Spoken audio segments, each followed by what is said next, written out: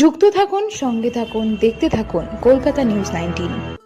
নমস্কার, আপনাদের সাথে আমি দিশা। কলকাতা নিউজ 19-এ আপনাদেরকে স্বাগত। শুরু করছি আজকের বিষয়। 11ই আগস্ট সোমবার কলকাতা প্রেস ক্লাবে প্যারা টিচার্স ওয়েলফেয়ার অর্গানাইজেশনের আয়োজনে একটি সাংবাদিক সম্মেলন সম্পন্ন হলো। সম্মেলনে উপস্থিত ছিলেন প্রায় সকল জেলা থেকে আগত বহু পার্শ্ব শিক্ষক নেতৃত্ব।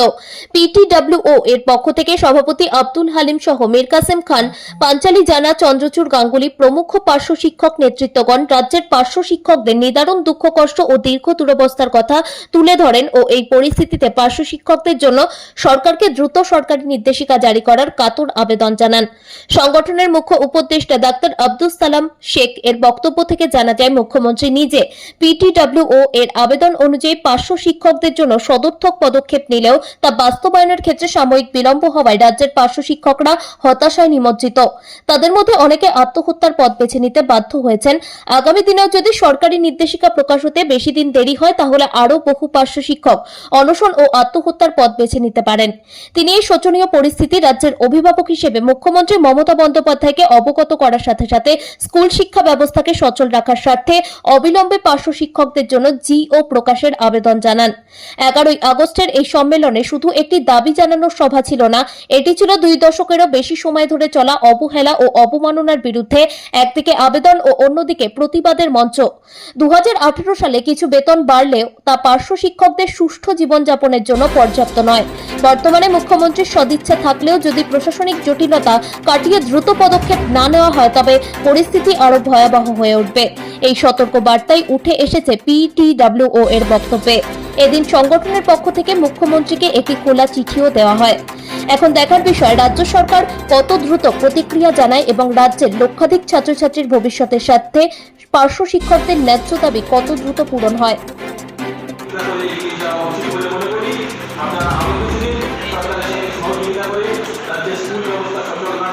আমি আশা রাখছি সরকার নিশ্চয়ই আপনাদের প্রতি সহানুভূতিশীল হবে এবং অবিলম্বে জিও ঘোষণা করবে। ধন্যবাদ।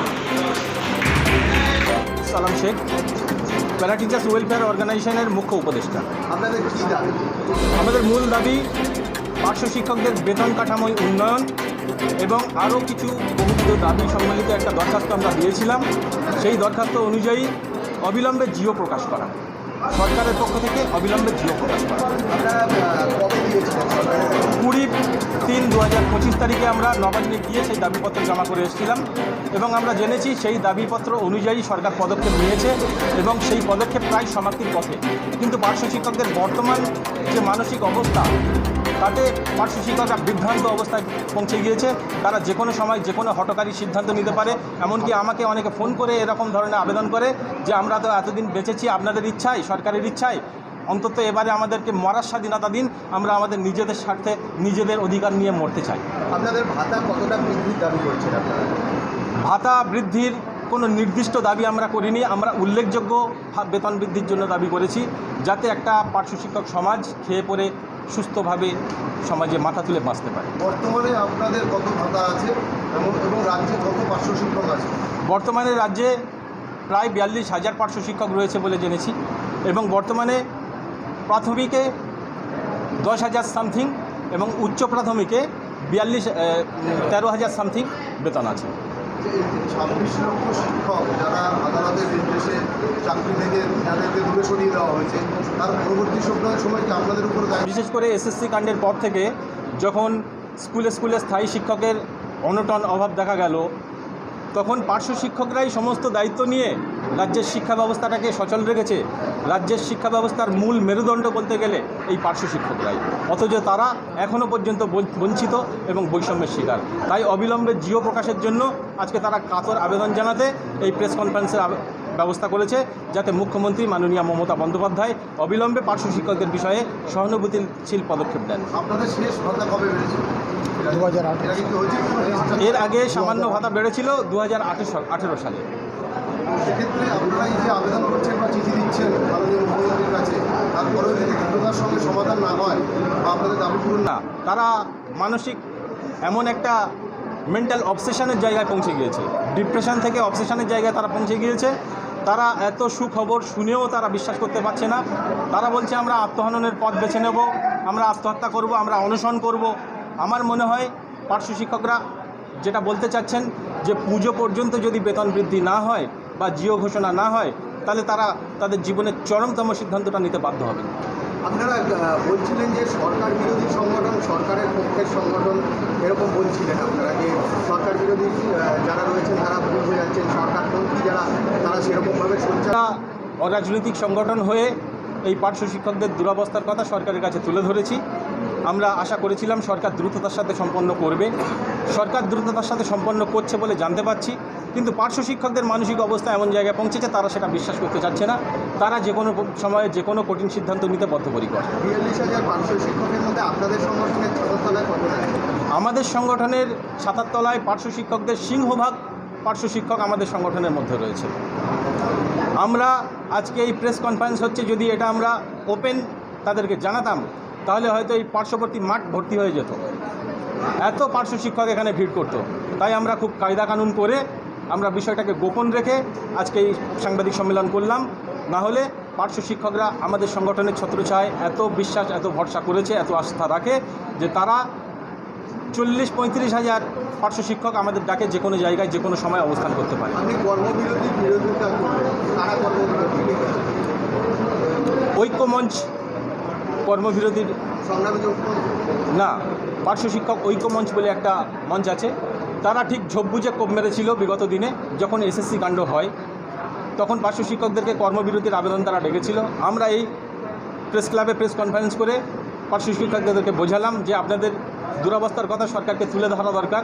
এই কঠিন পরিস্থিতিতে শিক্ষা ব্যবস্থাকে বাঁচিয়ে রাখার জন্য আপনাদের ভূমিকা দরকার। তারা সেই মুখ্যমন্ত্রীর কাছে লিখিত আবেদন জমা দেওয়া হয়েছে বিগত 20-3-2025-এ।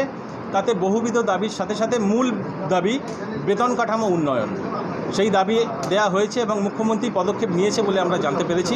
কিন্তু পার্শ্ব শিক্ষকদের বর্তমান মানসিক পরিস্থিতি এত সঙ্গীন অবস্থায় পৌঁছেছে যে সেই দাবি কার্যকর হওয়ার আগে তারা হয়তো কোনো ভ্রান্ত সিদ্ধান্ত নিয়ে আত্মহননের পথ বেছে নিতে পারে। দশকের বেশি সরকারের শিক্ষা ব্যবস্থায়, স্কুল শিক্ষা ব্যবস্থায় অপূরণীয় ভূমিকা পালন করে চলেছে, অথচ তারা এত অসহায় যে বলার মতো নয়, যা অবর্ণনীয়। তাই সরকার যদি এই মুহূর্তে পার্শ্ব শিক্ষকদের জিও বা সরকারি নির্দেশিকা অবিলম্বে জারি না করে তাহলে পার্শ্ব শিক্ষকরা হয়তো আত্মহননের পথ বেছে নিতে বাধ্য হতে পারে। আমরা ইতিপূর্বে নবান্নে গিয়েছিলাম, একাধিকবার গিয়েছিলাম, আমরা দেখেছি, জেনেছি সরকার সদর্থক পদক্ষেপ নিতে চলেছে, কিন্তু দীর্ঘদিনের সমস্যায় পার্শ্ব শিক্ষকরা এত জর্জরিত যে তারা আর কোনো কথা শুনতে চাচ্ছে না। এই অবস্থায় আমি পার্শ্ব শিক্ষকদেরকেও বার্তা দিলাম যে আপনাদের একটু সহযোগিতা করা দরকার, আর একটু ধৈর্য ধরা দরকার। নিশ্চয়ই দিদি বা মানবিক মুখ্যমন্ত্রী আপনাদের জন্য মানবিকতার নজির রাখবেন।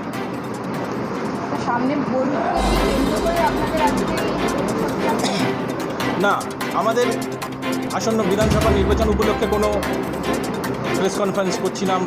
আমরা প্রকৃতপক্ষে পার্শ্ব শিক্ষকদের জীবনের যে দুর্দশা, যে করুণ কাহিনী, সেইটা তুলে ধরার জন্য আজকে প্রেস কনফারেন্স করেছি এবং তার পরিপ্রেক্ষিতে সরকার যাতে অবিলম্বে জিও ঘোষণা করে সেই আর্জি জানানোর জন্য আজকে আমরা সম্মেলন করেছি। তবে অবিলম্বে যদি জিও কার্যকর না হয় তাহলে হয়তো ভোট বাক্সে এই পার্শ্ব শিক্ষকদের পক্ষ থেকে অনেক বিরূপ প্রতিক্রিয়া বা বিরূপ প্রতিফলন করতে পারে, সেটার চরম সম্ভাবনা রয়েছে। আচ্ছা, হয়ে গেছে তো, এবার আমরা করি। এই নির্বাচনে আমাদের কোনো ভূমিকা থাকবে না, কারণ তো আমরা অরাজনৈতিক সংগঠন। কিন্তু পার্শ্ব শিক্ষকদের বিষয়টা যদি অবিলম্বে সুরাহা না হয় তাহলে পার্শ্ব শিক্ষকরা নির্বাচনী ভোট বাক্সে নিশ্চয়ই বিরূপ প্রতিফলন ফেলবে। ভোটের কাজে কি আপনারা ডিউটি থাকে আপনাদের? নিশ্চয়ই বিএলও ডিউটি পার্শ্ব শিক্ষকদেরকেই সামলাতে হচ্ছে।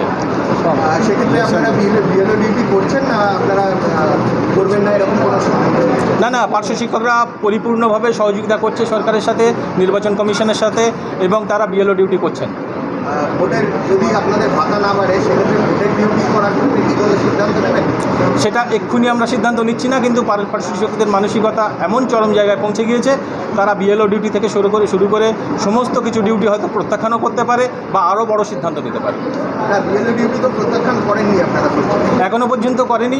আমরা আশাবাদী, পার্শ্ব শিক্ষকরা আশাবাদী যে সরকার আমাদের পক্ষে কাজকর্ম দ্রুততার সাথে এগিয়ে নিয়ে যাচ্ছে এবং অবিলম্বে জিও ঘোষণা করবেন নিশ্চয়ই। একদম শেষ যদি না হয় সেক্ষেত্রে বিএলও ডিউটির ক্ষেত্রে আপনারা সেক্ষেত্রে তো নিশ্চয়ই বিরূপ প্রতিক্রিয়া পড়বে এবং পার্শ্ব শিক্ষকরা কঠিন সিদ্ধান্ত নিতে বাধ্য হবে, এটা আমি মনে কঠিন করছি। সিদ্ধান্ত বলতে বিএলও ডিউটি করবেন না, হয়তো তারা প্রত্যাখ্যান করতে পারে কি প্রত্যাখ্যান?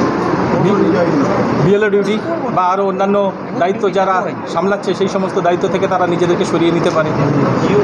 তাদের মূল কথা হলো যে আমরা এই ভিক্ষাবৃত্তি করে বাঁচতে চাই না, আমাদেরকে সম্মানের জন্য আমাদের সম্মানের বাঁচার সুযোগ করে দেওয়া হবে। আমরা আবেদন করছি যাতে অবিলম্বে সরকারি নির্দেশিকা পার্শ্ব শিক্ষকদের হয়ে প্রকাশ করা যায়, তার ব্যবস্থা গ্রহণ করতে। না হলে হয়তো পার্শ্ব শিক্ষকরা চরম সিদ্ধান্ত নিতে বাধ্য হবে। এটা আপনি পুজোর কথা বললেন, নিশ্চয়ই নিশ্চয়ই।